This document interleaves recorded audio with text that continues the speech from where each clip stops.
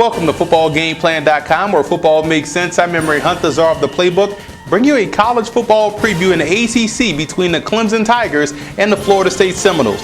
Let's start with Clemson in this ballgame, and I think right off the bat, they have to make sure they run downhill this week versus Florida State and not off tackle. Why? Because you want to keep their talented defensive end, their sack master, but John Warner, busy at the line of scrimmage. Have him become a run defender and not a pass rusher, and that plays into the advantage of what they do. And they also run exceptionally well downhill. Those guards for Clemson play a huge role in their offense, and I want to see them do that again this week versus Florida State. And I will also say that they have to make sure they stay off the edges. Florida State have a lot of speed. You got to stay off the edges. Make this a power game, less of a speed game. Let's look at Florida State in this ballgame. I look at the Seminoles coming in, and I've been impressed with their defensive side of football, but gap discipline this week versus the running game of Clemson will be vital. You can't have any creases because Andre Ellington has that speed to take it the distance. So you want to close the door on him, keep everything tackle to tackle, and play with some gap responsibility. And you want to slow the pace of the game on offense. You want to utilize your backfield with Wilder and Thompson. Slow the pace of the game down. You can run the football,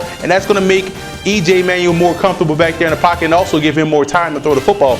And Manuel has to make tough throws this week. You won't have the ability to make those easy throws. You're going to have to throw to the covered guy. You're going to have to throw some guys open, and that's what Clemson wants to do. So you're going to have to make those type of plays for you if you're Florida State. Huge battle right here in the ACC. Two teams in the top 10.